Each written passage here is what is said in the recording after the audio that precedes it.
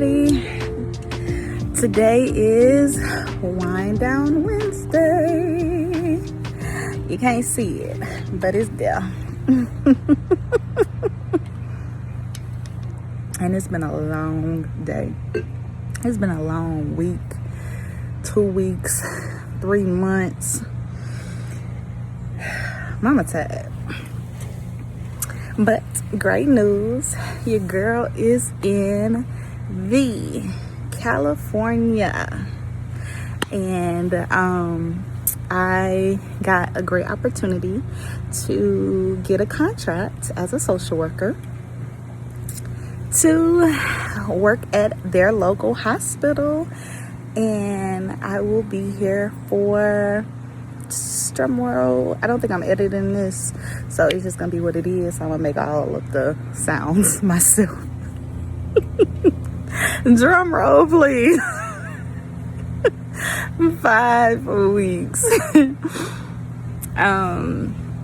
So yes, it's been very interesting since I got here. I purchased a car. Not purchased, I rented a car, and I rented an Airbnb stay. My first Airbnb stay was it went well. It was a good host. It was a black man. At the time, my mother and my son was there with me, so we had no issues. They were very nice and accommodating. When I say hot as hell, hot as beep, beep, beep. It was 80, it got up to 86, 80. I give them the benefit of the doubt. 86 degrees in the house. I'm in Los Angeles. We think Louisiana is hot, but even they're talking about how hot it is this year. And I looked on my phone today and it's 101 degrees. And his house was 85 degrees. Your girl couldn't breathe. My baby was sweating, dripping sweat. It wasn't great. 10 out of 10, didn't recommend. But nice host, black man, got his own little thing going. Proud of you, sir. But no, your house wasn't for me. So luckily, my mom and my son was only staying a few days, just enough to my mom to come and pick him up from me in LA, and she went back to her home with him. So now my baby gone. My baby is gone, but he's in good hands. My mother is there, my sister, her kids, they have been enjoying. Ezra been enjoying himself. I end up surprising that they left Wednesday, and mama just I couldn't take it. I couldn't take it, and I went on ahead and drove up there.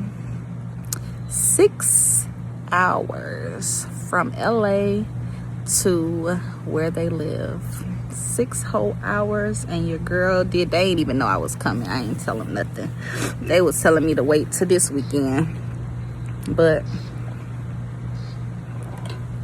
I miss my baby, and I was bored. And I had to move out the man house. So I was like, okay, well, might as well just go ahead and drive by my people. So it wasn't as bad of a drive as I thought it would be. So I'm actually considering doing this every weekend. So work during the week. I'm off 4:30 by Friday. I'm off on weekends, 4:30. I can hit the road.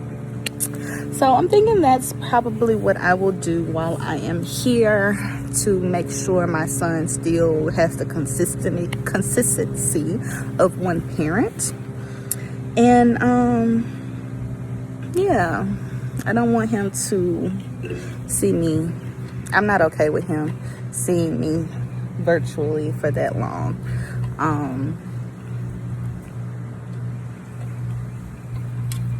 So that's a sacrifice I'm gonna have to make, I guess. But I'm tired, y'all. Oh my God, I'm so tired. So like I was saying in previous videos, if you guys have been watching, I have been full-time mother for the past 2 to 3 months now. His father has taken on extra shifts, and it just has cut into my alone time. So I have had my child with me, and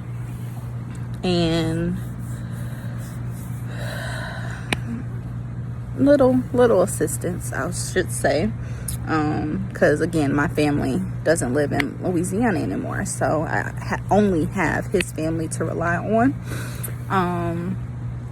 And like I said, it's hit or miss, you know, but grateful nonetheless for what I do receive, because it could be nothing compared to other people, but still, it's been, for the past 3 months, your girl has been doing this full-time, minimum to very limited assistance.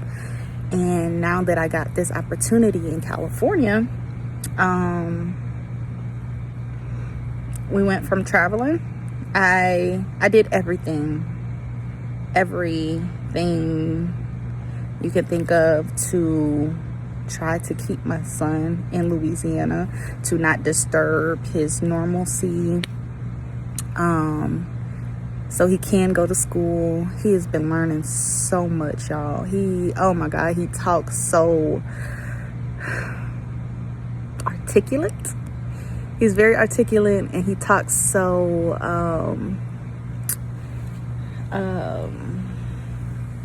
eloquently. He has manners. Yes ma'am, no ma'am, bless you, thank you, you know, like all of the things I have been instilling into him over these past 2, almost 3 years. He's doing it. He's taking, it's so beautiful. It's so beautiful to watch somebody who you have been there for every single day of their life. I'm just now going back to work this year, and prior to that, it was just me and him. And it's been very beautiful to witness him going from not being able to talk to nothing, just been crying, and, you know, just not knowing how to articulate his feelings, to now he's definitely in the terrible twos now. I ain't about to say this has been peachy and gravy and all rainbows and X, Y, and Z. No, that's a part of Mama is tired. Mama is tired. She dealing with terrible twos.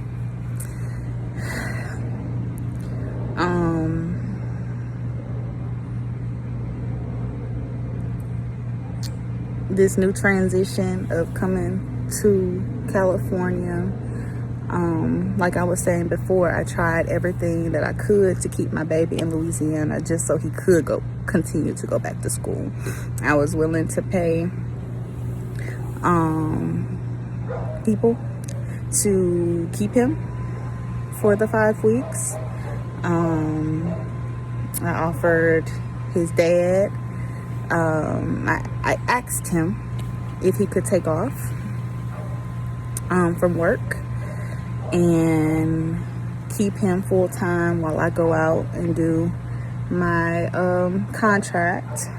And I was gonna pay daycare for the next 2 months and give him $2,000. He said it wasn't worth his time, so that wasn't happening.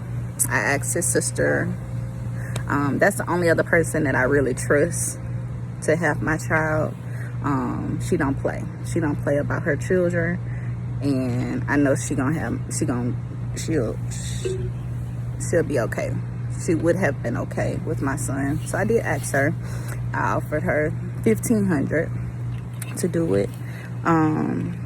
and she wasn't able to, and I understood her reasoning and stuff, so no issue. But those are the only two people that I really trusted with my son, to, you know, to watch him every single day for the next 5 weeks. But unfortunately it didn't happen. No one was able to do it, so I had to make the executive decision. And I didn't want to bring my baby. I really didn't, because mama needed a break. Like, I will be honest, I really had thoughts of keeping my baby, it was his daddy time. His daddy came pick them up. And my plan was to just bust out.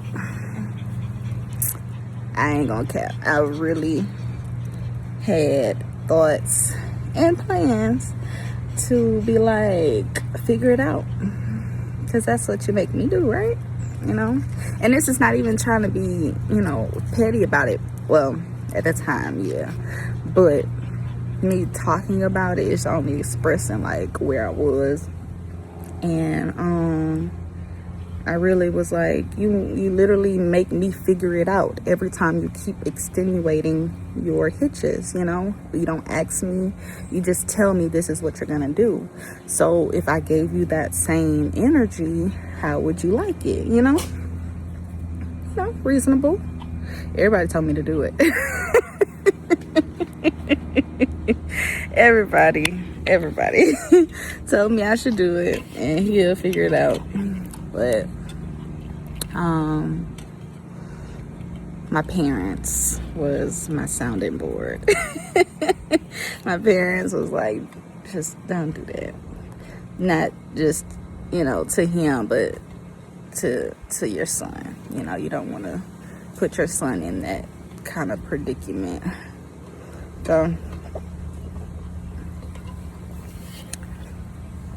So the break that I was finally about to have, when his dad came, he came Thursday, maybe Friday, and we had to leave Saturday. So mommy was back on it. So but everything has been good. I'm so grateful. My mom, my sister, my nieces and nephews have taken on the responsibility. My niece, Cam, she was like, I am the babysitter. Girl, take her. What is she? I don't even know. Is she 8? My oldest is 13. They 5 years apart. So she like 9. And this is my first baby. This is my first one, and she is in California with me. This is the most well-traveled dog in the history. I ain't gonna say the history, because real rich people take their dogs to Spain and London, and I ain't got it like that. But this one has gone to quite a few different states with me. And then I abandoned her for my son, my real son. And now my mama she was in the care of my mother since my child has been born. And now my mother has just given me the responsibility back and say, get your dog back. She has done her duty. And it's fine, because Ezra is in love with a girl. He will not leave his dog alone. So at this point, he can take care of her. He know how to take her outside and let her potty and X, Y, and Z. But he gets on her nerves. She'll bark at him in the middle of a time or two, because he don't know when to stop. But anyway, but since we've gotten here, it has been a really, really great experience. My job has been amazing. Very laid back. All of the travelers say this is the best travel position they have ever received, because it's not so hectic. And normally when you get on these jobs, these contract positions, they're in chaos. So you're trying to fill in where you can to help alleviate them. But they're literally finding work for us. So every traveler was like, this your first assignment. I was like, yeah. They say you hit the jackpot, because normally it's crazy, like very, very hectic. That's why they pay you the big bucks. So yeah, I'll be here for the next 5 weeks. I'm super excited and grateful for the experience. What I wanted to talk about today, it's ironic. I'm a social worker, and I had to do some CEUs, so some continual education. So just watching videos, trying to get educated as a clinician, you just have to make sure you get certain hours. So today's video or webinar that I attended was about people pleasing. Hoochie. That has been my biggest issue my entire life. And, based off of the webinar, she got to the bottom of she was like, what is causing the people pleasing? And it could be a lack of fear. Fear. You have fear that somebody may walk away from you, will abandon you. You can have anxiety out of fear of telling someone no, or telling others no, or choosing yourself. And I resonated so heavily with that but the webinar, because it was teaching me the main goal was to teach your clients how to identify people pleasing people pleasing symptoms. But I was resonating the whole time she was talking. I was like, oh girl, please stop talking to me. But that's what's good for the public to know, counselors are not exempt. The helping profession, therapists, counselors, mental health professionals, we are not exempt from life issues. We go through the same things just as the next person. We just have the tools and the understanding of how to navigate it a little bit, and maybe can identify it a little bit easier than a person who has no training, no understanding of mental health. That's the only difference. But it's all the same thing. We all go through our own issues, trials, and tribulations. I am no better than the next person. Just because I have a degree doesn't make me any better than you. It's just I have a little more understanding of what mental health is and how to identify it, how to utilize tools to help improve my mental health. And honestly, it's what I've been doing for myself, trying to get myself back on track. So your girl is taking her medicine. I woke up this morning and I was sad, and I was like, oh no, I need to take my medicine, because I didn't take it yesterday. I forgot. And I woke up teary-eyed. So I know it is time. And we don't got time for that. Not to not feel, but to make sure it doesn't get out of hand.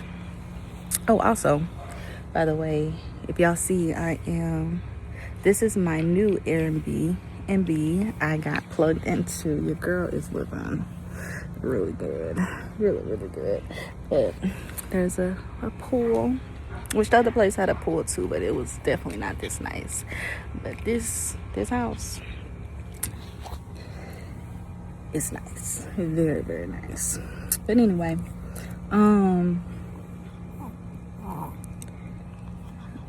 what was I saying? But yeah, we all go through the same things. It's just having the necessary tools and being able to identify it and actually utilize those tools when you are in need. So when they were talking about the people pleasing, I was like, oh my God, that is something that I've been struggling with or suffer my whole entire life. Where it came from, why it happened, I ain't going into that right now. But it's something that I have to actively work on to choose myself. And that's what I was saying. I was so proud of myself. And I was just telling a traveler when we went out to dinner yesterday, and she was like, girl, like, you really bet on yourself and you actually did something that scared you, which is this contract coming here. You did something for you. Because what I've been noticing, or what I have since identified, is I've still kind of been holding strong that me and my child's father would get back together. We have been separated for a year and a half, almost 2 years, pretty much, if not. And I just been wanting him to just run up to me and just profess his love to me and say he was sorry and X, Y, and Z. Ain't never happened. Ain't never gonna happen. Because when you're dealing with people who have their own stuff going on, and no amount of, that's what the webinar was saying, or what I identified with, is I over explain. I explain every single detail so you can't get the wrong impression of me. And like this, I think that's what's been going on in my podcast as well, is I make sure, I ain't no bitter baby mama. I have no child support. I ain't cussing him out regardless of what he doing. Like, I literally want peace and harmony. I want us to be friends, X, Y, and Z. But I keep getting, no matter how much I explain what has happened that made me walk away, he still doesn't understand it and doesn't acknowledge my feelings. He's just like, and I'm sure his homeboys, his family even, because he is one of, I guess, the men in his family that is doing something with his life, that got money or whatever, ain't on drugs and wasting his life away. So he's doing good, but it's just I was thinking about it, or I was talking or explaining my story to my coworker the other day when we went out to eat, and I was just like, I had everything. I didn't have to work. I didn't have to pay the bills.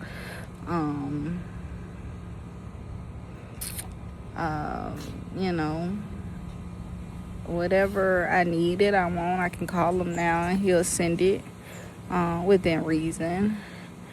Like, I don't need for anything, but what I identified was the lack of consideration, the lack of understanding. And when you're a first-time mom, you don't know or understand what you need yourself. That is what postpartum is. And I can't tell you exactly what it is. I'm still going through it. And it's almost 3 years. And that's what it's something that I want, now that I have the experience and the knowledge of what it is. It is something that we go through. It is so hard to explain. is so hard to identify. It's so hard to fix. Is a tough time. And at the time, I was actively asking for help. And I was more so getting blamed of like, you're a woman, why is it so hard for you? Or we believe differently as far as organic. He's into organic and no GMO, red dyes and all that. And I've learned all of those things because of him, to make sure that, I was doing appropriate things for our child, but based off of his, approval. But I didn't grow up like that. Shit. I ate TV dinners. And pizza rolls, Kool-Aid, candy, chips, Dizzy cups, all of the things. So it was a change. Come on, girl. It was a change for me when I got into that relationship, and even more so because I actually wanted the best for my child. So I made sure I actively pursued learning these things. But my son was getting sick, and I was getting blamed for him being sick. It was something I did. It was something I didn't do. I think it was one time I made breakfast for my baby. With all of us. I think he was home at that time. And I'm used to grits, eggs. If you ain't got sausage and you got wieners, hot dogs, you gonna fry them. You gonna fry it on the skillet. And I did that, baby. I got chewed out. I'm thinking I'm doing a good job. I'm cooking for my household, doing X, Y, and Z, making sure my man fed, my baby fed. And baby, my baby got sick, or was already sick, or something like that. I don't know. I can't remember the details. But I got blamed for my child's sickness, and I was the reason. So imagine as a first-time mother, being blamed for causing harm to something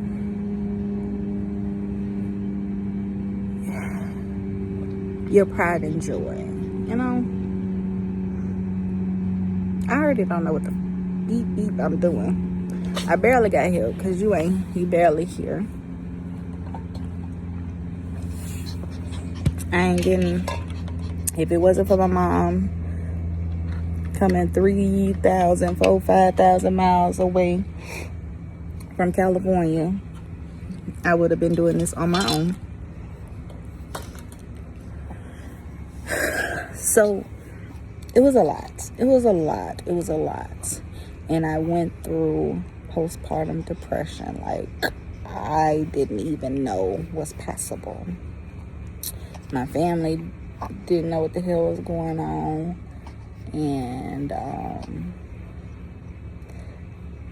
And no matter how much I cried to my ex-partner, he didn't take ownership, didn't offer support, help, alternatives of who can take his place while he's away. It just was up to me. And so yeah,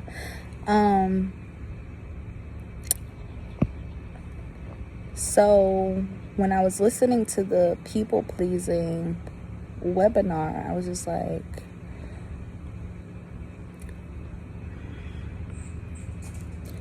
I am at a point in my life where I need to just worry about me and my child.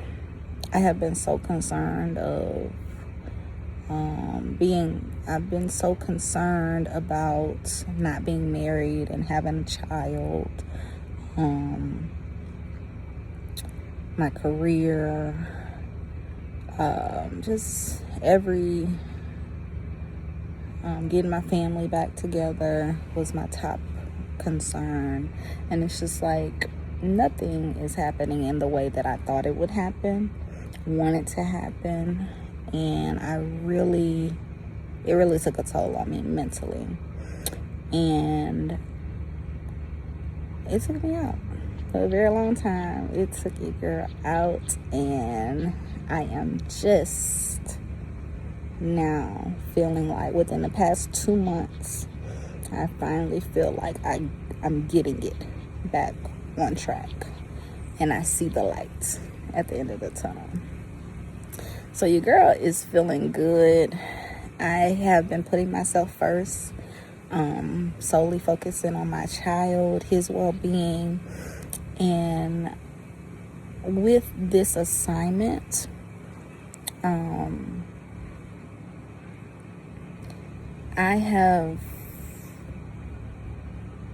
right before I came out here, I was like,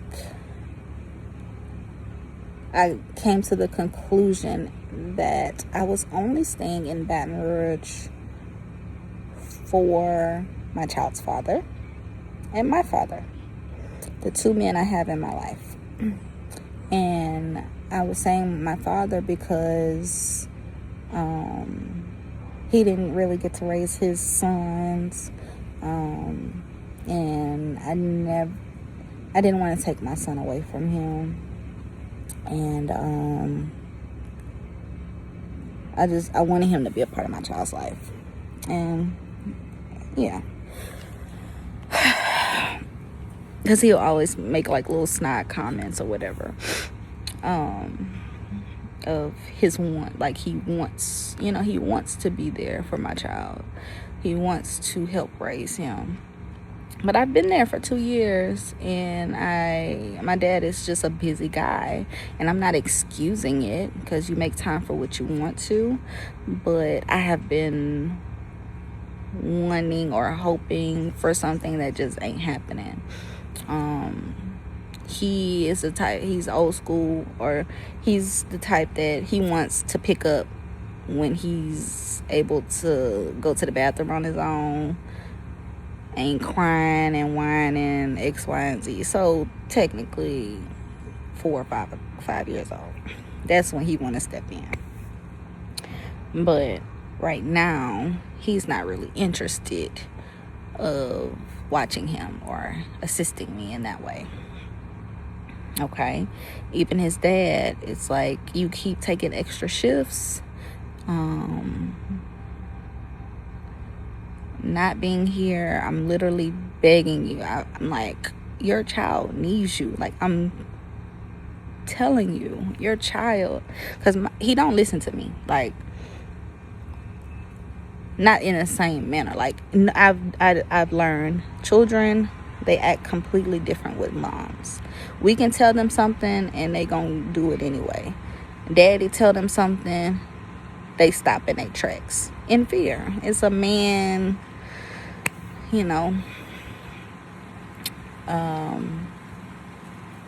the inferior, whatever, however you say it. They scared of him. Shit, I was scared of my daddy. He ain't have to tell me nothing.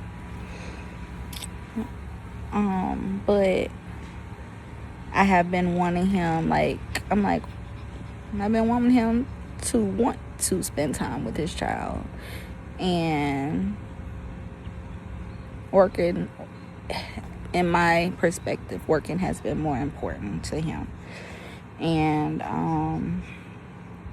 there's nothing I can do about it. I didn't cry, I didn't yelled, I didn't try to fight, I didn't try to do everything that I can.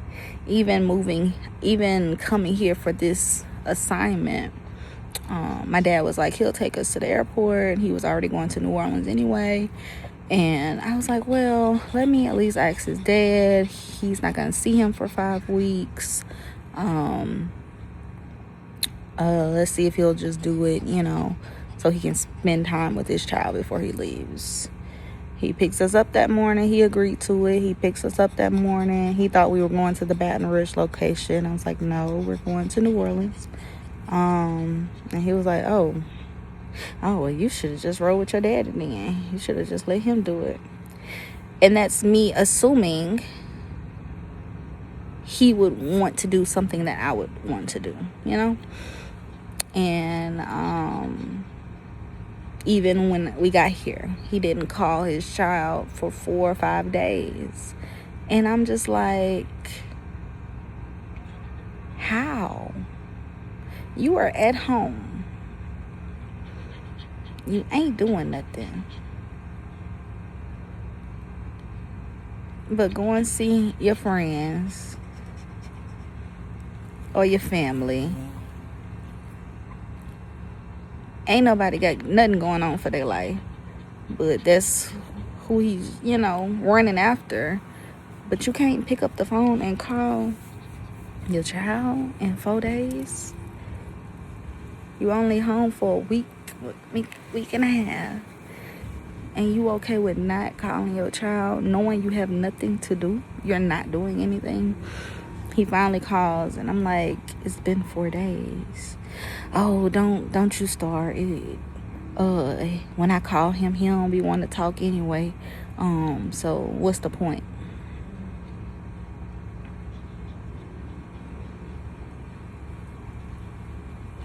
And you ain't no better than me because you didn't call him for a whole, talking about me. I did not call Ezra for a whole week. His very first time keeping him for a total of 3 weeks. I've had my child for 2 years every day. And the first time he got his child, we first implemented the 3 weeks on, 3 weeks off schedule was this year, 2026. And the very first time he got his son for a full 3 weeks, I didn't call for a week. I didn't. And I cried every single day. And people told, like, friends, and they was like, you need a break. Take a break. Let him do it. He okay. Ezra okay. Take your time to yourself and let him figure it out, basically. And I didn't call, but it was hard, and I cried because of it, because I miss my baby. I've been with him every single day. So he was throwing that in my face. You ain't called Ezra for a whole week.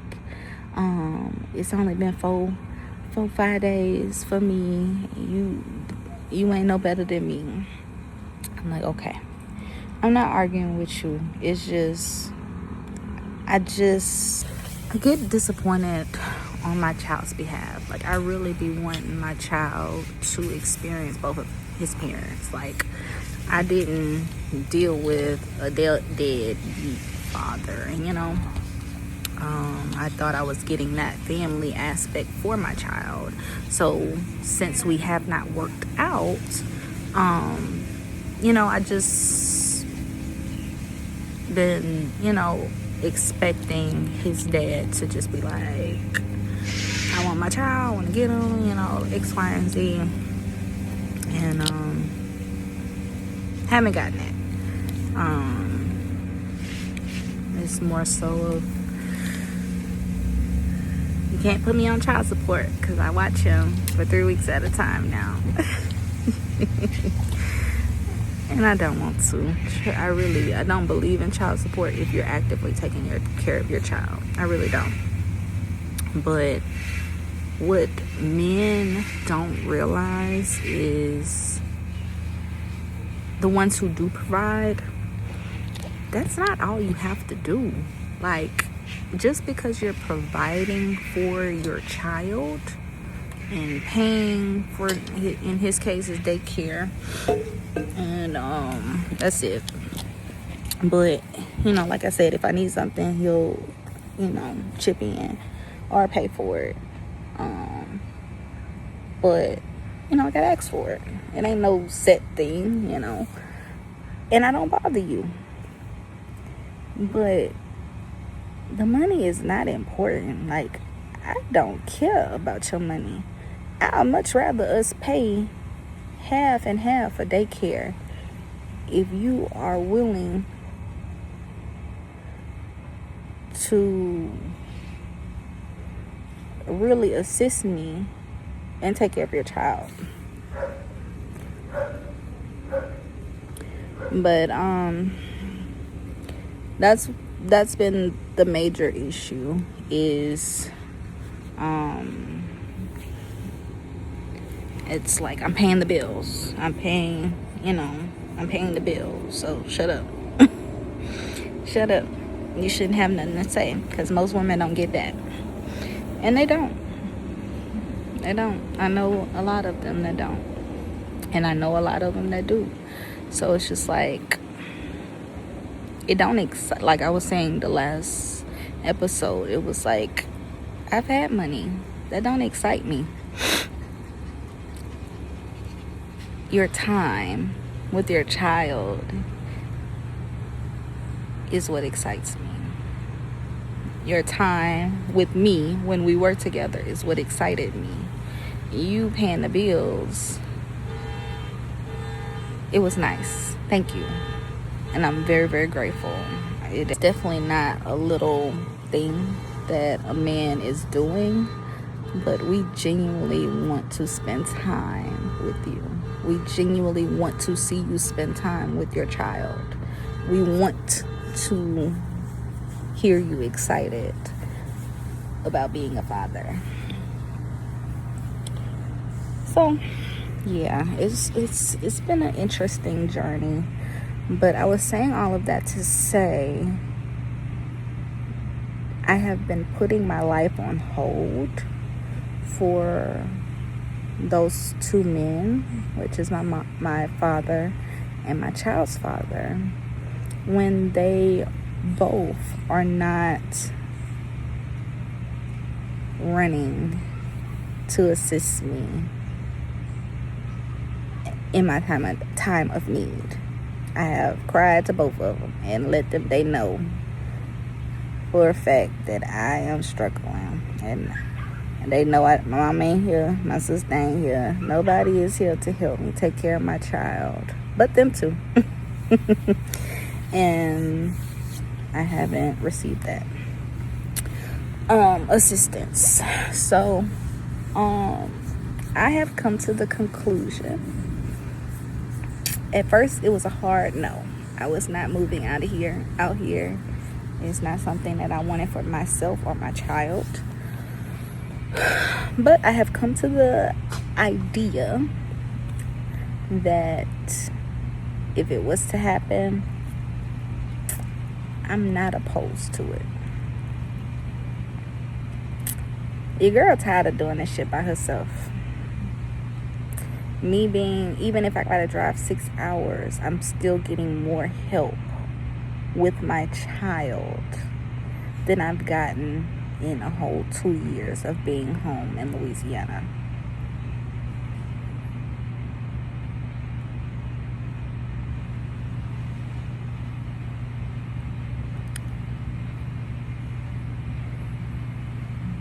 His mom doesn't help me.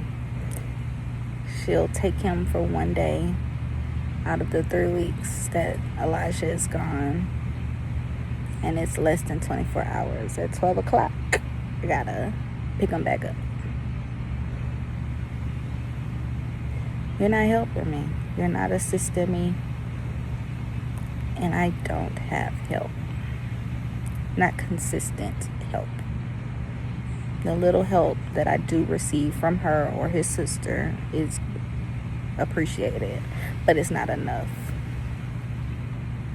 It's not.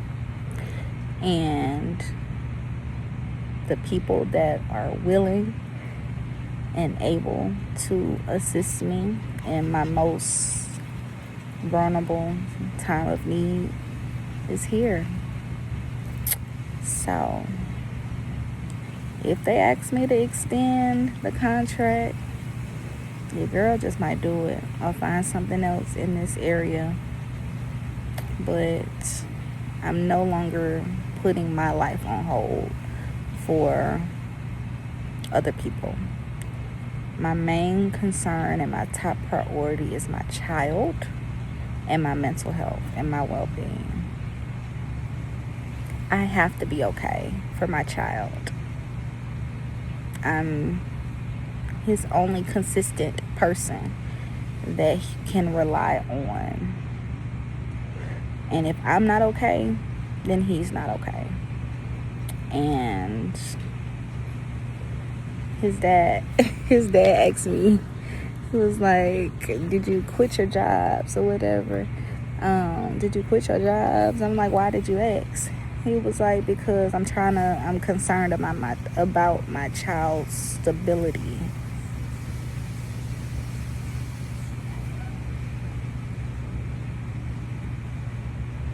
It's been a lot of you could do it but I can't going on. He's talking about me taking a job out of state when I should have just took a job in Baton Rouge. But his job is okay. It's okay that he can be away for 3 whole weeks. It's a problem if I do it. And it was funny because he was like, show me where because I told him, you said the child was supposed to be with his mama. Anyway, he's like, when did I say that? Oh, because I said, I told him, he asked me if I was moving out here. I said, I don't know, but I will let you know. You will be the very first person I tell if that is something that I'm doing. He was like, you said you wouldn't do that. And yes, he needs to be around his father. And so he called me at work, cussing me out and fussing. And I was like, didn't you say just the other day the child needs to be with his mother? The children need to be with their mother anyway. He was like, I didn't say that. He said, show me where I said that. And I screenshotted it and sent it his way. The boys say, well, that's how it is in the animal kingdom. Blame God, not me.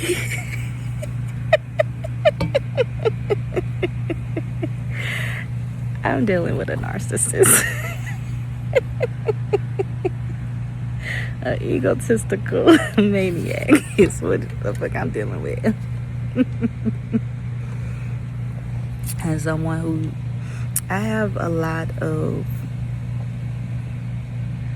narcissistic people in my life, and no one takes ownership. I feel like I'm always the one people pleasing, always the one doing things to reconcile, to make things better, to keep people in my life, and I'm just easily disposable. Whether that's friends, family, or foes, like I'm always the one getting left behind. Even though I did walk away from my child's father, it was just like, you left, that's on you, and I ain't do nothing wrong, so that's just what it's gonna be. And I've dealt with that with everybody, family, friends. I have lost a lot of relationships that I really cherished because everybody wants to be right. Everybody wants to be right and believe they're right, and do not know how to take ownership of when they're wrong and just say, I'm sorry.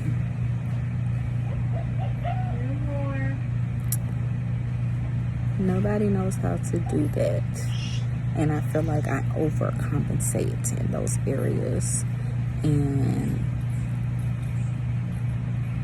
just out of fear. of losing people.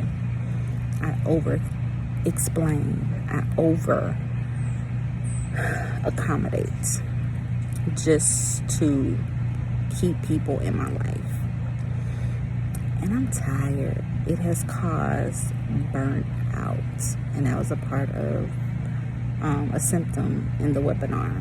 It's like you really get emotionally burnt out for being the only one trying or contributing.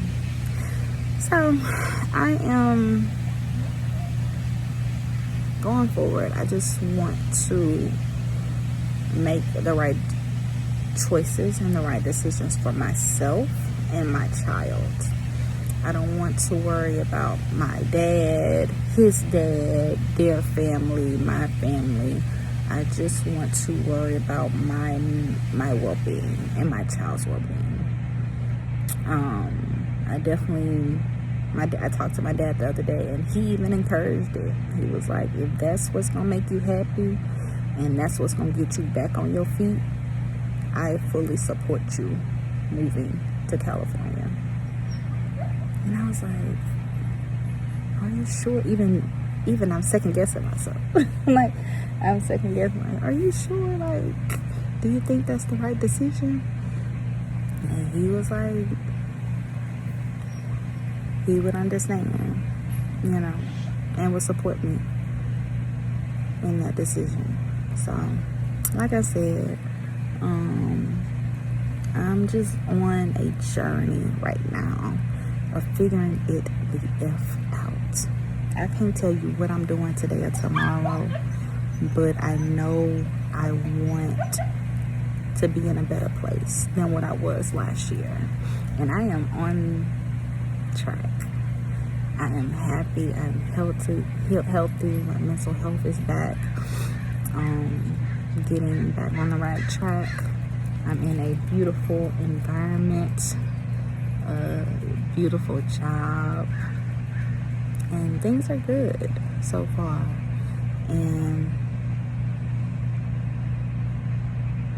I ain't worried about no man, no relationship.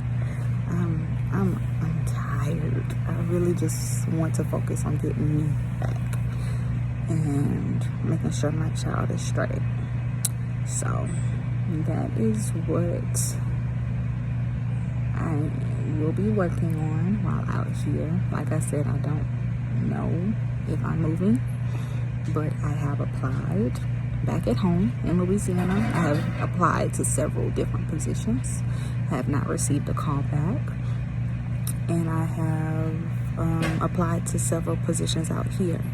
And all I've been doing is praying. I'm like, God, I am casting all my worries onto you. And if it's, you will tell me what I'm supposed to do. And I'm just going to accept it. If it's me going back home, perfect. I got an apartment, I got a car. I'm fine. But if it's coming out here, it will definitely take some adjusting. But for the help and the connection with my family, I'm okay with that. Because before, if you would have asked me, it was a hell no, I do not want to live here. I don't like it. Like, I do like this area though. This is LA. But I really like it out here. But I don't like it where my mom now lives. But yeah, so it's gonna take some adjusting, but we'll see. Whatever God brings me to, whichever side of the spectrum, I'm gonna be okay with. Like, I'm genuinely okay either way. So yes, and this is my wind down Wednesday. Because so much stuff is going on right now, I'm not gonna be consistent.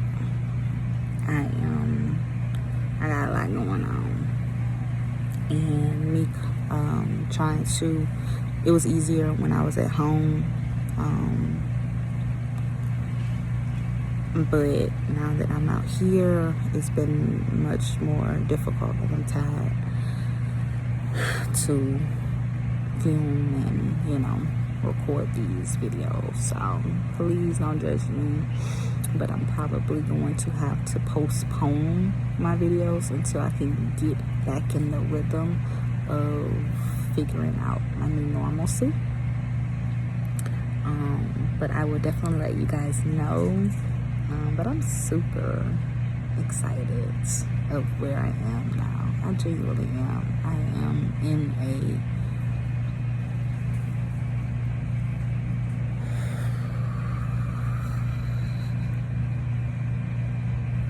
I'm in a good place. I'm in a good place. I really am. And I'm not letting nothing mess up that. Not for the sake of me or my child. So, thank you guys for listening to my TED Talk. Again, I am in this beautiful home. It's hot, y'all. It's 101 degrees. And I want to jump in this pool so bad. But we are doing good. We are happy. We're healthy and thriving. I'm getting pictures sent by my mom and my sister every day. I'm calling my child every day. He said he missed me. Oh, God. I don't understand. Y'all do, because y'all mothers. But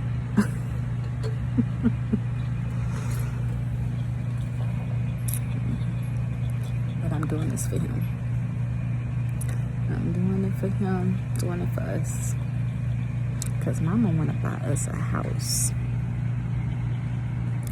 That's what his dad had said. He was like, he was staying over because he wanted to make sure he had a nice cushion in case his air was leaking or something. He was like, I want to make sure I can pay for it if it breaks. That boy took us to the airport in a brand new car. Boy, kiss my ass. Just kiss my ass. And it's like, now I can laugh. I really can't laugh about it. But it's just like, just tell me if that's what you're doing. Like, if there's, like, I would understand. But just telling me of a possible leak. The floor was a little wet before I left.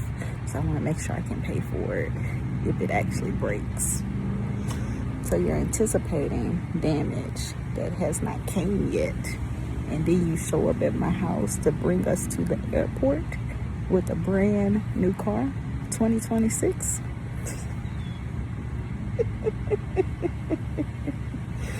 Boy, fuck you.